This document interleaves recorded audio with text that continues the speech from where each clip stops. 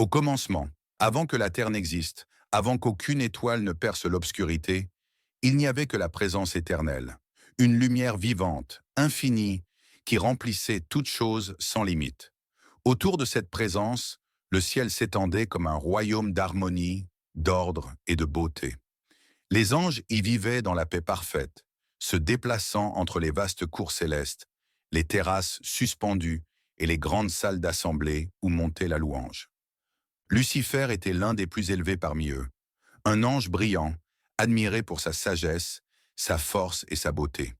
Son rôle était immense, guidant la louange, portant des messages de lumière, exerçant une autorité respectée. Chaque battement de ses ailes illuminait autour de lui. Beaucoup se tournaient vers lui pour recevoir conseils et inspiration. Un jour, alors que s'ouvrait une nouvelle assemblée, Lucifer se trouvait sur une large terrasse céleste, surplombant un fleuve de lumière.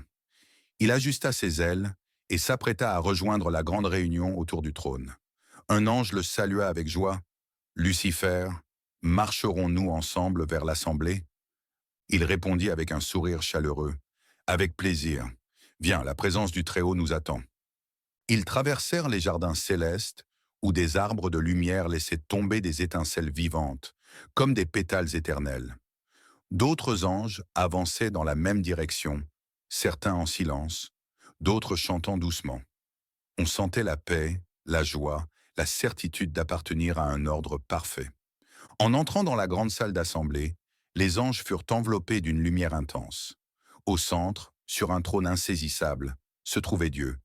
Sa forme n'était pas détaillée mais suggérée, comme une silhouette faite de lumière pure. Aucun ange ne pouvait le regarder directement. Ils inclinèrent la tête, submergés par sa puissance et sa sainteté. Lucifer éleva les bras et conduisit la louange. Alors des milliers de voix s'unirent en une seule. Les ailes se déployèrent, les séraphins brillants cachèrent leurs visages et leurs pieds avec leurs 6 ailes, et la louange monta comme un océan de lumière vibrante. L'air semblait trembler de beauté. Même les structures célestes vibraient sous la puissance de cette adoration. Lucifer chantait lui aussi. Sa voix, claire et puissante, s'élevait avec les autres. Mais en lui, quelque chose changeait. Alors qu'il admirait la gloire de Dieu, une pensée subtile se forma, presque involontaire. Pourquoi cette adoration n'est-elle pas tournée vers moi? Pourquoi tous ceux qui m'admirent ne se prosternent-ils pas devant moi? Pourquoi dois-je rester éternellement dans l'ombre d'un autre? Il essaya d'éteindre cette pensée, mais elle resta et grandit en silence. Plus tard, après l'assemblée, Lucifer marchait dans une longue galerie céleste. Il réfléchissait. Un ange approcha. « Lucifer, j'aimerais comprendre certaines choses que tu dis parfois. Tu sembles percevoir des profondeurs que d'autres ne voient pas. » Lucifer le regarda calmement. « J'observe, je médite. Le ciel est vaste. Peut-être n'avons-nous pas encore mesuré toute notre valeur. Peut-être sommes-nous capables de plus que ce que nous faisons. » L'ange le contemplait avec admiration. « Tu parles avec une telle lumière, Lucifer. Tu vois plus loin que nous tous. » Ces paroles nourrirent une graine déjà plantée. Les jours passèrent. Sur les terrasses, dans les cours célestes, dans les salles silencieuses, Lucifer ressentait une tension nouvelle. Il se retrouva seul un moment, face à l'immensité silencieuse du ciel. Et une voix intérieure gronda. « Pourquoi devrais-tu servir éternellement? Pourquoi devrais-tu t'incliner? Tu es admiré, aimé, tu pourrais être honoré, adoré, tu pourrais être le centre, tu pourrais diriger. » Lucifer baissa les yeux. Pourquoi pas? Dès lors, il alla trouver certains anges en privé. Il parlait avec un calme déstabilisant, une sincérité envoûtante.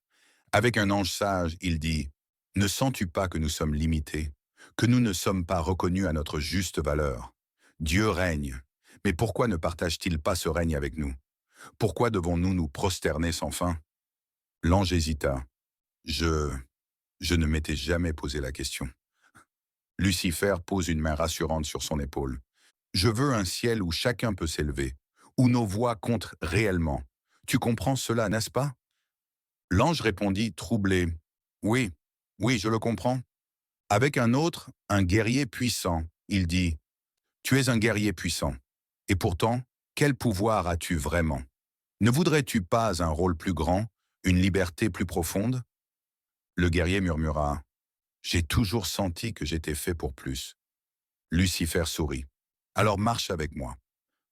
Peu à peu, les murmures circulèrent. Certains anges commencèrent à douter, d'autres à espérer une grandeur nouvelle. Lucifer parlait avec une intensité presque déchirante. Je ne veux pas faire la guerre. Je veux libérer le ciel de ces chaînes invisibles. Je veux élever ceux qui ont été oubliés. Je veux un royaume pour nous. Et beaucoup le suivirent. Mais Michel, chef puissant des armées célestes, se dressa un jour devant lui. Lucifer, qu'as-tu fait? Ton cœur n'est plus le même. Tu laisses l'orgueil t'éloigner de la lumière. Lucifer le fixa avec fureur. Ne parle pas de lumière, Michel. Je suis digne d'être élevé. Je mérite l'adoration. Je pourrais diriger mieux que n'importe qui. Michel secoua la tête. Tu t'es trompé de route. Reviens avant qu'il ne soit trop tard. Lucifer rugit. Je ne me soumettrai plus. Alors éclata une guerre dans le ciel. La guerre céleste s'intensifia et les armées de Lucifer firent face aux armées divines. Les anges qui avaient rejoint la cause de Lucifer avaient perdu leur aura de pureté qui s'était transformée en une aura rougeâtre, symbole de la colère et de la corruption qui les dominait. Lucifer avait revêti une forme de combat pour conduire ses armées. Michel, chef des armées divines, recevait des instructions. Il devait mener les armées divines à la victoire. Sur le champ de bataille, un bataillon de l'armée divine était en position, prêt à lancer l'assaut. À ce moment, une lumière éclatante accompagnée d'un aura puissante provenant du dessus d'eux les éblouit. Lucifer aussi remarqua cette présence majestueuse et puissante qui venait de surgir.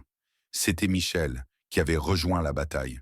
Il était rayonnant de gloire et de puissance, et tenait son épée, prêt à en découdre. Il prit la tête du bataillon de combat. Lucifer commanda à son bataillon de se tenir prêt à l'assaut.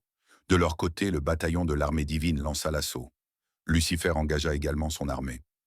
Les armées célestes s'entrechoquèrent, lumière contre lumière. Des éclairs traversaient l'espace, les ailes se déployaient comme des tempêtes. Les cris résonnaient jusque dans les fondements du royaume céleste. Michel affrontait Lucifer avec une détermination absolue. « Tu détruis tout ce que nous étions. » Lucifer lança. « Je crée un avenir nouveau. Tu n'es qu'un soldat obéissant. » Michel lança à son tour l'attaque et s'élança droit vers Lucifer. Sans hésiter, Lucifer fonça également, animé par une rage brûlante. Les deux guerriers se précipitèrent l'un vers l'autre, une onde de choc d'une puissance colossale déchira le ciel. Les nuages furent pourfendus, les deux combattants s'acharnèrent sans relâche. Lucifer lança, empli d'orgueil. « Je te vaincrai, tu n'es qu'un archange, et moi, je suis bien plus puissant. » Michel répondit avec calme et fermeté. « Tu ne combats pas contre moi, tu combats contre le Tout-Puissant. La force divine est avec moi. » Peu à peu, Michel prit l'ascendant. L'écart de puissance devint évident, malgré les attaques désespérées de Lucifer. La puissance de Dieu surpassa toute force rebelle, et Dieu prononça un jugement irrévocable. Lucifer fut alors précipité hors du ciel, avec tous ceux qui l'avaient en a suivi, et ils furent projetés sur la terre. Leur chute déchira l'espace comme une blessure de feu. Ils ne furent pas enfermés, mais rejetés hors du royaume céleste, vivants, conscients, mais séparés de la lumière. Puis Dieu forma les animaux, et enfin l'homme. Il façonna Adam à partir de la poussière du sol, puis lui insuffla le souffle de vie. Il le plaça dans le jardin d'Éden, afin qu'il le cultive et qu'il en prenne soin. Il vivait en parfaite harmonie avec la création.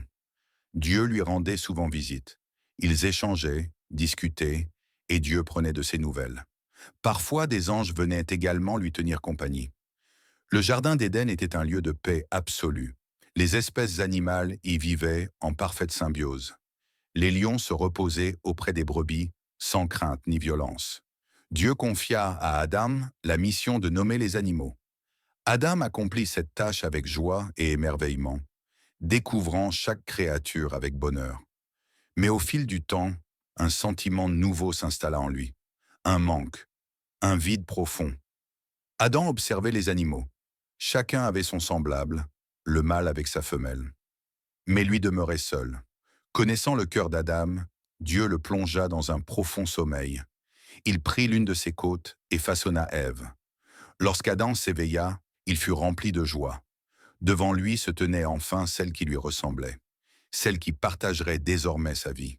Ils étaient libres, unis, paisibles. Mais Satan, consumé par la haine, chercha à détruire ce que Dieu aimait. Un jour, Ève s'éloigna parmi les arbres. Le serpent parla. Pourquoi Dieu vous interdit-il ce fruit? Il sait que vous deviendrez comme lui. Ève, séduite et convaincue par le serpent, vit que le fruit était bon à manger. Attirée par la promesse de la connaissance du bien et du mal, elle fut tentée et finit par céder. Elle en mangea, et le fruit lui parut en effet agréable. Alors, portée par un élan d'émotion et d'exaltation, elle courut vers Adam, qui se trouvait non loin de là, pour le lui offrir. Adam, à son tour, en mangea. À cet instant, leur regard sur le monde changea. Ils acquirent la connaissance du bien et du mal. Leur intelligence s'ouvrit.